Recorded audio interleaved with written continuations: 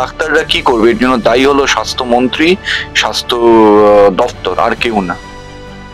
তৃণমূলের আমলে যত কনস্ট্রাকশন হচ্ছে ম্যাক্সিমামই হচ্ছে বেআইনি কনস্ট্রাকশন। এখন বিট বাঁচানোর জন্য প্রমোটারদের উপর দোষ দিয়ে তো লাভ নেই, একমাত্র দায়ী হচ্ছে মেয়র এবং কর্পোরেশন, আর কেউ না। আজকে প্রশ্ন করতে হবে ইডি সিবিআই কে যে তারা এতদিন ধরে কি করছে। এর জন্য পুরোপুরি রেসপন্সিবল হচ্ছে সরকার, স্বাস্থ্য দপ্তর, মুখ্যমন্ত্রী, আর কেউ না। যে মানুষের জীবনের কোনো দাম নেই এই সরকারের, এই স্বাস্থ্য দপ্তরে, তাই জন্যই তারা নজরে আসেনি, অন্য কোনো কারণ নেই। দেখুন, এর জন্য দায়ী হচ্ছে যারা তদন্ত করছে তারা। আজকে এতদিন ধরে তদন্ত করেও আজ অব্দি কিন্তু ইডি বা সিবিআই সঠিক কোনো কনক্লুশনে আসতে পারলো না। আজকে প্রশ্ন করতে হবে ইডি সিবিআই কে যে তারা এতদিন ধরে কি করছে।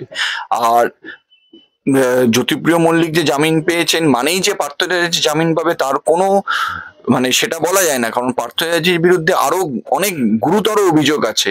উনি টাকা নিয়েছেন, উনি টাকা নিয়ে চাকরি দিয়েছেন, এইরকম অভিযোগ। উনি একটা প্যানেলের র্যাঙ্ক বদলে দিয়েছে, ধরুন যার র্যাঙ্ক ছিল 10 তাকে 100 করে দিয়েছে, আর যার 100 র্যাঙ্ক তাকে 10 করে দিয়েছে, টাকার বিনিময়ে চাকরি দিয়েছে, এই ধরনের অভিযোগ। মানি ট্রেল একটা অনেকটা বড় আছে। যে এই যে অভিযোগ হচ্ছে, আপনারা সবাই জানেন, এসএসসি মামলা বলুন, প্রাইমারির মামলা বলুন, অনেক অভিযোগ যে টাকার বিনিময়ে চাকরি হয়েছে। দেখা যাচ্ছে যে একটা হিসেব দিয়েছে এসএসসি বা বোর্ডই, যদি সেই হিসেব মেনে নেওয়া হয়, অ্যারাউন্ড 8,000 ভুয়ো চাকরি। এই ভুয়ো চাকরি শিক্ষামন্ত্রী দিলেন কি করে? পুরোটাই পার্থ চ্যাটার্জির যখন শিক্ষামন্ত্রী ছিলেন তখন হয়েছেন। তাই ওনার বিরুদ্ধে যে অভিযোগ, অনেক গুরুতর অভিযোগ। কিন্তু দেখা যাক, উনি আলটিমেটলি উনি সিবিআইও ওনাকে হেফাজতে নিয়েছে, ইডিও হেফাজতে নিয়েছে। দেখা যাক কোর্ট যা মনে করবে আলটিমেটলি সেটাই হবে। তবে এখানে বলতে চাই, সিবিআই ইডির কিন্তু ইনভেস্টিগেশন নিয়ে অনেক প্রশ্নচিহ্ন দাঁড়াচ্ছে। 12 জন ডাক্তারকে সাসপেন্ড করা হলো। মুখ্যমন্ত্রী ঘটনাটির জন্য ডাক্তারদের গাফিলতি বলে দাবি করছেন। সত্যিই কি ডাক্তাররাই দায়ী এই ঘটনায়, নাকি তিনি কাউকে আড়াল করার চেষ্টা করছেন? দেখুন, ডাক্তাররা এখানে কি করবে? ডাক্তারদের যে স্যালাইন বা যে মেডিসিন দেওয়া হয়েছে, হসপিটাল অথরিটি যে মেডিসিন নিয়েছে সেই মেডিসিনই ডাক্তাররা দিয়েছে। এখানে যদি কারোর দায়িত্ব থাকে সেটা হলো স্বাস্থ্য সচিব, স্বাস্থ্যমন্ত্রী। আজকে কেন এমন ওষুধ নেওয়া হবে, এমন স্যালাইন নেওয়া হবে যেটা সঠিক নেই, এর জন্য ডাক্তাররা কি করবে? এর জন্য দায়ী হলো স্বাস্থ্যমন্ত্রী, স্বাস্থ্য দপ্তর, আর কেউ না। সন্তোষপুরে তৃণমূল কাউন্সিলর অনন্যা বন্দ্যোপাধ্যায়ের বাড়ির একটি ফ্লোর অবৈধ বলে দাবি করছেন বিজেপি কাউন্সিলর সজল ঘোষ। এ নিয়ে কি বলবেন? তৃণমূলের আমলে যত কনস্ট্রাকশন হচ্ছে ম্যাক্সিমামই হচ্ছে বেআইনি কনস্ট্রাকশন, ম্যাক্সিমাম। আপনি গার্ডেন রিচ দেখছেন, আজকে বাঘাযতীন, আপনি রাজারহাটের দিকে যান, আপনি যেখানেই যাবেন ম্যাক্সিমামই জলাজমি ভরাট করে, পুকুর ভরাট করে বেআইনিভাবে নির্মাণ হচ্ছে। কোনো আইন কানুন মানা হচ্ছে না। আপনি যান ওয়েটল্যান্ড অথরিটির ওপর, ওয়েটল্যান্ডের ওপর একটার পর একটা নির্মাণ করা হচ্ছে, কেউই কোনো অথরিটি জানে না। এটা হচ্ছে হলো কারণ কোনো আইন শৃঙ্খলা নেই। এখানে একটাই আইন, পয়সা দেবে তুমি স্যাংশন পেয়ে যাবে। আবার কিছু ক্ষেত্রে স্যাংশন ছাড়াই তৈরি করা হয়ে যাচ্ছে, এবং এটা হচ্ছে শুধু সাধারণ মানুষের জন্য ভুক্তভোগী। আমরা দেখেছি বাঘাযতীনে কি হয়েছে, এবং যে অভিযোগ করেছে বিজেপির যে কাউন্সিলর, এবং সেই অভিযোগের তদন্ত করা উচিত, এবং যদি দেখা যায় বেআইনি নির্মাণ ইমিডিয়েট ভেঙে দেওয়া উচিত। কিন্তু ভাঙার জন্য সেই কোর্টেই আসতে হবে, কারণ তৃণমূলের যে কর্পোরেশন তারা তো কোনোদিনই কোনো সঠিক আইন মেনে কাজ করে না। তারা শুধু পয়সা নিয়েই ভাবে, যে পয়সা দেবে তার হয়ে কাজ করবে। কর্পোরেশনের অনুমতি ছাড়া মিউটেশন, বেআইনি বহুতলে কর আদায় ও জল সংযোগ, এগুলি কিভাবে সম্ভব? মেয়র প্রমোটারদের দায়ী করছেন, কিন্তু পুরসভার মদত ছাড়া কি এমন নির্মাণ সম্ভব? দেখুন, প্রমোটার তো আজকে আলটিমেটলি আবেদন করছে কর্পোরেশনের ওপর স্যাংশন প্ল্যানের জন্য। কর্পোরেশন স্যাংশন প্ল্যান দিচ্ছে কি করে?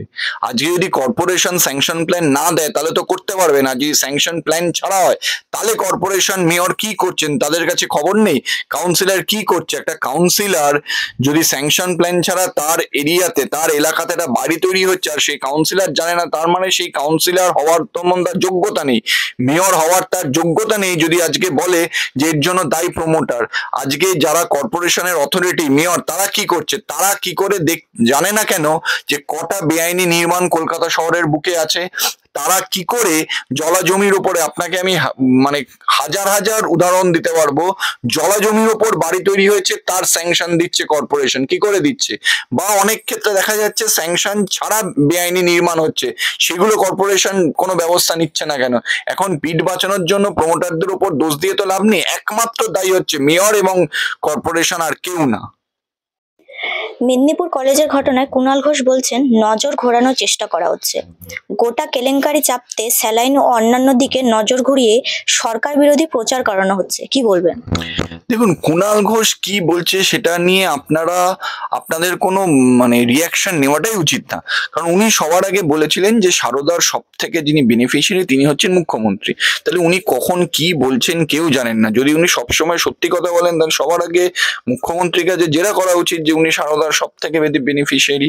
আর মেদিনীপুরের ঘটনা উনি যতই যাই বলুন, এটা সত্যি যে আজকে স্বাস্থ্য দপ্তরের রেসপন্সিবিলিটি, স্বাস্থ্যমন্ত্রীর রেসপন্সিবিলিটি কি করে এরকম স্যালাইন বা এরকম ওষুধ নেওয়া হচ্ছে যাতে করে পেশেন্ট মারা যাচ্ছে, এবং আমরা খবর পাচ্ছি একটা দুটো আজকে এরকম। ভাবুন তো কতজন এরকম মারা গেছে এই স্যালাইনের জন্য বা এরকম অন্য কোনো ওষুধের জন্য, যেটা হয়তো কারণেও কেউ বুঝতে পারেনি। এটা সামনে এসছে, এরকম আরো কত ঘটনা আছে যেগুলো সামনে আসেনি। এর জন্য পুরোপুরি রেসপন্সিবল হচ্ছে সরকার, স্বাস্থ্য দপ্তর, মুখ্যমন্ত্রী, আর কেউ না। সরিয়ে ফেলতে হবে পশ্চিমবঙ্গ ফার্মাসিউটিক্যালসের আরো 7টি ওষুধ, নির্দেশিকা জারি স্বাস্থ্য দপ্তরের। কিন্তু প্রশ্ন একটাই, এটা এতদিন নজরে এলো না কেন? প্রবলেমটা হলো নজরে আসেনি, বা নজরে আসেনি বললে ভুল হবে, নজরে আনতে চায়নি। কারণ এই যে এগুলো করা হয়েছে নিশ্চয়ই কোনো আউটসাইড কনসিডারেশনের ভিত্তিতে এগুলো করা হয়েছে। নজরে আনতে চাইলে ঠিকই নজরে আসতো, তারা চায়নি। তাদের কাছে মানুষের জীবনের কোনো দাম নেই এই সরকারের, এই স্বাস্থ্য দপ্তরে, তাই জন্যই তারা নজরে আসেনি, অন্য কোনো কারণ নেই। ধন্যবাদ।